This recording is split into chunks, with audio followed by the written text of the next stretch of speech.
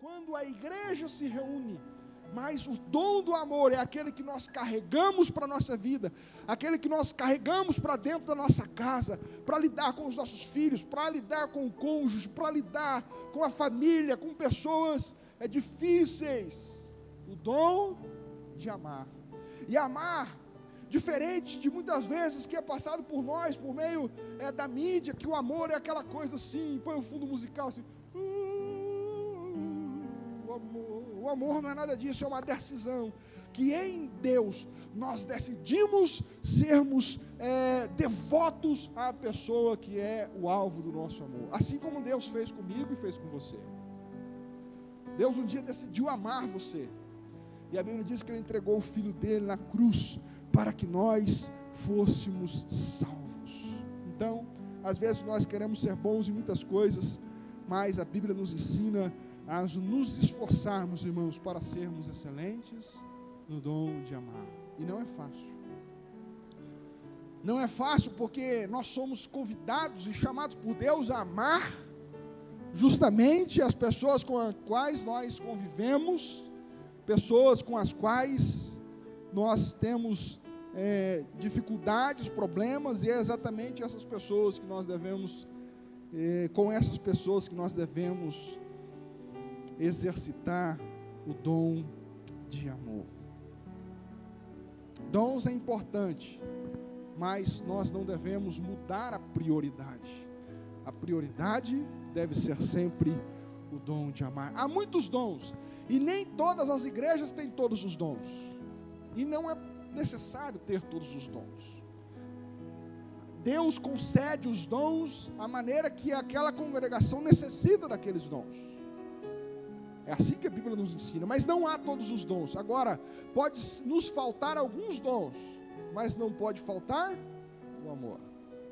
Senão, deixamos de ser igreja e passamos a ser outra coisa qualquer, uma ONG, um centro de convergência, alguma coisa assim, menos igreja. Porque a essência da igreja de Jesus é demonstrar o amor de Deus às pessoas, demonstrar o amor de Deus e refletir esse amor ao mundo e às pessoas com as quais nós vivemos. Pode-se faltar qualquer dom, mas não pode faltar o amor. Nós vemos lá em Apocalipse, capítulo 2, verso 4, quando Jesus olha para uma das suas igrejas e reprova eles, e diz: olha, vocês estão reprovados, porque vocês saíram do primeiro amor, vocês abandonaram o dom de amar. E é por isso que nós precisamos, irmãos, pedir que o Senhor nos dê graça para nos ensinar a amar, sobretudo nos dias em que nós estamos vivendo, onde parece que o ódio está sendo semeado no coração dos homens. Guerras, rumores de guerras, guerras ideológicas, guerras de armas mesmo. As pessoas estão perdendo o amor. A Bíblia diz que nos últimos dias o amor de muitos se esfriaria, mas nós que estamos em Cristo Jesus, devemos ser aquecidos pelo fogo do Espírito Santo de Deus, não apenas para praticarmos os dons carismáticos, mas que esse fogo do Espírito Santo de Deus mantenha aceso e queimando o nosso coração, para amar a nossa família, amar a Deus, amar a palavra, amar a congregação, amar, adorar a Deus, que o nosso coração continue quente e aquecido pelo Senhor, a fim de que nós possamos viver para a glória dEle, para o louvor da sua glória. 1 Coríntios é o retrato da igreja real.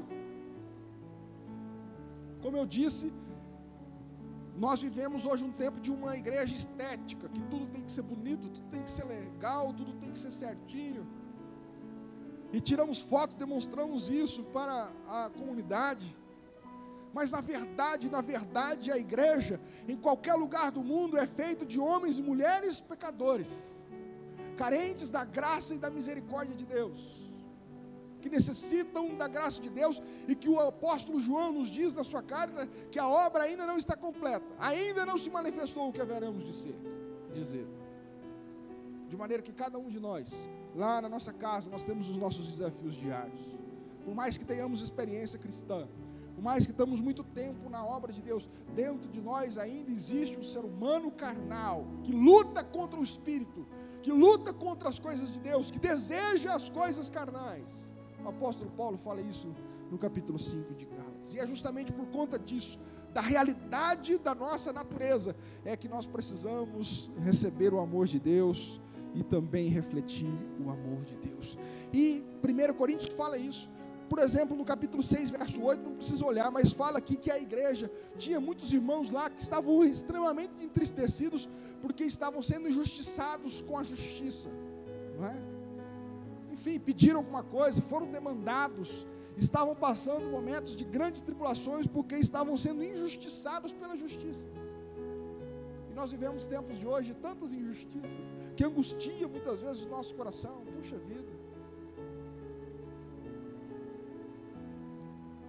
até quando irá as injustiças? Até quando aqueles que julgam irão julgar de maneira equivocada, parcial? E muitas vezes isso pesa sobre nós mesmos, na realidade, a nossa própria vida. E essa é a realidade da igreja de Coríntios. Lá na igreja de Coríntios, embora fosse uma igreja que tivesse todos os dons, uma igreja pujante, forte, firme, rica, mas era uma igreja que tinha pessoas que sofriam e que passavam por dificuldades. No capítulo de número 11, verso 21 e 22, diz que no meio da igreja também tinham muitas famílias pobres, necessitadas. E estava começando, inclusive, o apóstolo Paulo trata disso, de que quando havia a ceia, a Santa Ceia não é igual hoje. Hoje a gente pega os pãozinhos e pica, né? Aqueles dias, aquele tempo, não, eles levavam comida para a igreja mesmo, eles ceavam na igreja. E a Bíblia diz que começou a haver na igreja de Coríntios, no capítulo 11, é registrado isso, que começou a haver uma distinção entre os irmãos mais ricos e os irmãos mais pobrinhos para lá.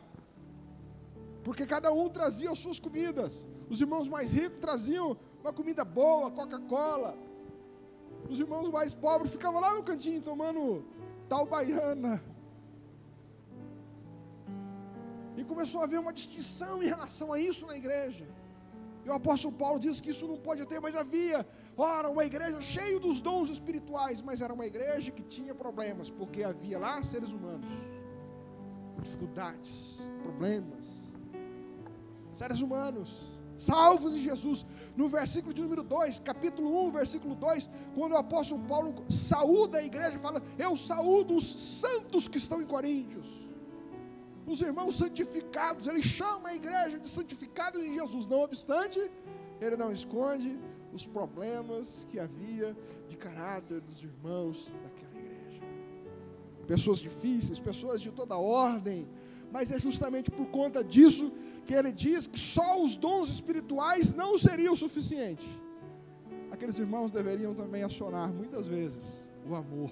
Às vezes eu digo isso para algumas pessoas, falo, pastor, já fiz de tudo, já fiz, não tem mais jeito. Falo, bom, então agora chegou a hora de apertar o botão do amor. Já orou, já jejuou, já conversou, já foi no psicólogo, já foi no terapeuta, já foi no juiz, na lei, entrou já, não tem jeito. Então, irmão, aperta o botão do amor e deixa o amor de Deus fluir na sua vida e vai em frente. Eu não sei o que eu faço com meu filho, mas aperta o botão do amor, diz, Senhor, agora eu vou amar intensamente, e vai em frente na sua vida. Ali na frente Deus te dará a vitória e honrará a sua fé e a sua persistência. Não tem mais o que fazer. Bom, então agora é o amor. A Bíblia nos diz que o amor encobre multidão de pecados, multidão de erros. Sabe, irmão, quando a gente faz todo esforço para acertar, olha assim, rapaz, não está bom ainda. Então, aí vem o amor de Deus, conserta tudo. A graça de Deus conserta. O amor de Deus nos faz enxergar a vida de forma extraordinária, ainda que ela tenha problemas e dificuldades. E é para esses irmãos que o apóstolo Paulo ministra essa palavra. Para esses irmãos, com necessidades de dinheiro, com problemas na justiça, problemas morais, problemas de distinção de ordem econômica, de ordem social. Essa igreja. O apóstolo Paulo escreve o capítulo de número 13, no verso 5, ele diz assim, olha, o amor, consegue colocar o versículo 5 aqui? Não. 13, 5. ele diz assim: o amor do qual nós fomos alvos do amor de Deus, amém, irmãos?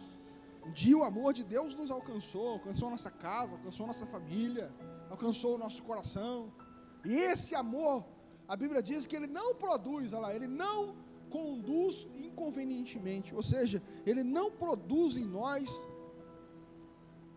rispidez, ou comportamento rude. Quando fala aqui conduz inconvenientemente, esse inconvenientemente não é relacionado à ordem de sexualidade, coisas inconvenientes. Tem uma outra tradução que traz uma outra palavra que dá uma conotação mais grosseria. Essa palavra seria a mais adequada, não é? Aquele que está cheio do amor de Deus, ele não se comporta de maneira grosseira, rude.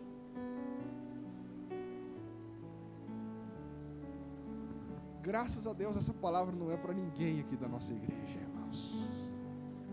A nossa igreja aqui, os irmãos são uma seda. Louvado seja Deus. Os irmãos e as irmãs são bonzinhos, irmã Dora. Um algodão. Quando está andando na rua assim, e o carro do outro vem, fecha, ele, tranquilos, irmãos daqui da nossa igreja, louvado seja Deus. Se bate no canto, quebra uma lanterna lá, não tem problema, a gente vai levar ali no Dodô, vai dar tudo certo. Os irmãos aqui é uma bênção, mas por aí, irmãos, diz que tem alguns irmãos que inclusive é crente, mas são rudes na palavra. Não acredito nisso, mas diz que tem, Rogério. Já ouvi falar isso aí. Pessoas rudes, conversam com o cônjuge de maneira rude, grosseiro.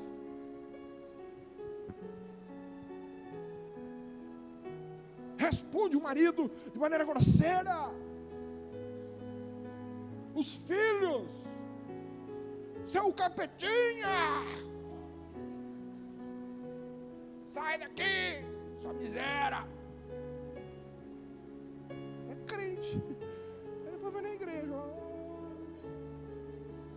Santo amor.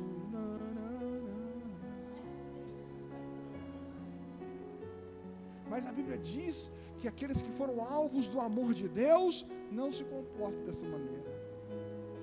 A minha oração é que o Espírito Santo de Deus nos ajude, irmãos. Nos ajude. Isso não significa que nós não devemos ser firmes, ok, irmãos? Deus não quer que ninguém seja pamonha, não. Não, seja firme. Requeira os seus direitos, tenha posição, tenha firmeza, mas sem ser inconveniente, sem ser ríspido, sem ser rude, sem ser grosseiro. Grosseiro na atitude, grosseiro nas palavras. Tem pessoas que é grosseiro no olhar, irmão. Um olhar, meu Deus do céu. Tem gente que olha tanto assim, que seca, até pimenteira. Olha para a planta assim, ó, vai embora se mambar, no outro dia está seca. Sangue de Jesus tem poder, irmão. Não, eu já ouvi falar que mata até passarinho. Você olha para os passarinhos, vai no outro dia, o canarinho do irmão está assim, ó, matou com o olhar. Que olhar do Satanás é esse, irmão? Que nós possamos refletir o amor de Deus. As pessoas possam ver no nosso olhar um olhar de Deus, um olhar santo, um olhar que demonstra carinho, amor, aceitação, capacidade de resistir, às vezes, palavras duras, mas tem uma palavra branda. A Bíblia fala que a palavra branda suscita a brandura, ou melhor, a palavra dura suscita o furor, mas a palavra branda acalma. E a palavra, as nossas atitudes, é a mesma coisa que chutar uma bola na parede. Os irmãos vão entender o que eu estou falando aqui. Se a gente chuta uma bola devagarzinho, ela volta devagar. Se você chuta a bola forte, ela bate lá e volta forte. Assim é com o cônjuge. Do jeito que você manda lá, vem, meu irmão. Mas vem. Eu e a Cátia não tem isso. é uma doçura maravilhosa entre nós. Mas por aí diz que tem casal que é assim. Mas nós devemos buscar, pedir ao Senhor, que o Senhor adestre o nosso coração, a fim de que nós tenhamos cada dia mais a capacidade de não agirmos, de não nos conduzirmos inconvenientemente. Segundo, não procura os seus próprios interesses, não é egoísta, tudo é por causa de mim. Isso na casa, isso na comunidade, isso no trabalho, a pessoa acha que é a última bolacha do pacote. É eu. Até na igreja, né, diz que tem aquele irmão, tinha uma música antigamente que falava que tinha um irmão, aleleu, glória a eu, né? A glória é para mim mesmo, né? Aleleu, glória para eu. Irmão egoísta, não pensa no ambiente, sabe? Não pensa nos outros. A pessoa, qualquer coisinha, não importa se vai estragar o ambiente de todo mundo, não tem problema. Ela acha que essa pessoa, ela acha que, não, irmão, é tão duro trabalhar com gente assim, conviver com gente assim, ter na igreja. A nossa igreja não tem isso, mas não tem mesmo, desse não tem. Se tiver, vai embora logo, nós não deixamos ficar aqui. Mas nós precisamos mudar. Tem gente que assim, quer estar na igreja, vai pintar a igreja, ela quer que a cor seja do jeito que ela quer, aí põe um pouquinho diferente, não gostei, não vou dar mais o dízimo esse mês, porque não pintou. Você não gostou dessa cor aí? Pinta a sua casa, dessa cor, olha que beleza, todo dia você vai ver, aqui você nem vem quase da igreja, por que você quer pintar aqui do jeito que você quer? Estou brincando, estou fazendo uma comparação, mas para dizer, para mostrar que tem pessoas que é assim. Se for perguntar para cada um a cor, a gente vai pintar essa parede aqui toda listrada, né? Cada um uma cor, porque não chega em pessoas que têm dificuldade de compor uma ideia, de sentar, de conversar. E os grandes conflitos familiares são coisas pequenas, são coisas fáceis de resolver, mas não se resolve por causa do orgulho, por causa do egoísmo. Tem que ser do meu jeito. Não, irmão. Um gosta do feijão bastante sal, o outro não gosta. Pô, já dá briga. Não. Come esse feijão aí, não para de... Tem gente que não tem para comer. Tem gente que não tem para fazer. Quanta gente não tem para fazer o tal do feijão, você tem. Come aí, irmão.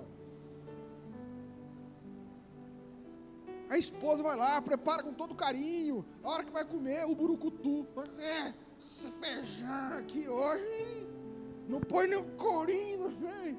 Você não comprou, seu miserável. Compra um negócio para pôr.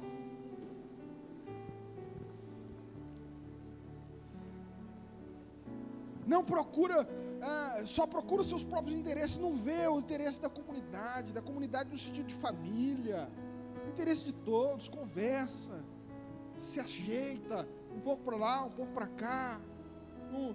Eu quero um carro verde, o outro eu quero um carro amarelo, compra um laranja, fica no meio, e pronto, irmão, acabou. Vê o que é bom para a comunidade, para o meio, para o que é bom para todos. A gente tem que viver assim, ter essa capacidade de ver também a necessidade do outro, não é? Eu gosto de música alta, o outro irmão, a hora que não der para liga a hora que sai, dá uma ligada, vai trabalhando, ajeitando. Não, é desse jeito, você não quer, quem que vai conviver com você, irmão? Deixa de ser chato. A Bíblia diz que aqueles que têm o Espírito Santo de Deus não procuram seus próprios interesses, não se exaspera. O texto diz. Sabe o que se exaspera? Quem sabe o que é? Não se exaspera. Mas, nossa, graças a Deus, louvado, eu não estou me exasperando. Não sabe nem o que é isso. Louvado a Deus, essa parte aí, não exaspero mesmo. Mas exasperar é se irritar. Pessoa que tem irritabilidade alta, é sensível para ser irritado. Nós vivemos um tempo onde as pessoas estão extremamente irritadas, estão exasperadas, né? grau de irritação alto, qualquer coisinha aí. É uma irritação. Ó, um monte de gente riu aqui, porque Deus está falando nos corações, hein? Quando ri assim é porque se entrega, né? Qualquer coisa, irmão, fica irritado. Passa uma moto barulhenta, 3 quarteirão lá em cima. Esses motoqueiros. Quem aguenta ser, irmão? Para com isso, carro, mano. Você abençoa os motoqueiros, Jesus. Abençoa. Irritado, gente irritada. Irmão, nós temos o Espírito Santo do Senhor, nós vamos morar no céu. Nós temos a palavra, temos a família. A gente vive num país bom, alegre, temos comida. E para que temos o amor de Deus em nós? Quando nós somos cheios desse amor, a Bíblia diz que nós não nos exasperamos. Não ficamos nessa irritação toda. Tudo bem, eventualmente, uma situação ou outra, mas sempre, irmão, sempre irritadinho, brigandinho com todo mundo. Para com isso. Seu coração se encha do amor de Deus para que você seja um servo de Deus, né? E aí, irmãos, esse amor é mais importante do que os dons espirituais. É mais importante. Tem pessoas que falam bastante em línguas estranhas, mas depois se estranham com todo mundo ao conversar durante a semana. O importante é que o amor de Deus esteja em nós. Não, nós cremos nos dons espirituais. Eles edificam a igreja de Deus, mas o que sustenta uma família, o que sustenta uma igreja, o que sustenta um crente abençoado e próspero é aqueles que amam. E, por último, aqueles que não se ressentem do mal. A palavra em grego ali significa aqueles que permitem que o que os outros fizeram de mal para a gente prescreva. Sabe o que é prescrever? Lá na justiça penal, se você faz algum crime, depois de 5 anos aquilo sai do sistema. Depois de 5 anos é como se você não tivesse nunca feito nada, prescreve. Agora tem gente que as coisas más, né, as dificuldades, as pessoas fazem mal para ele, nunca prescreve.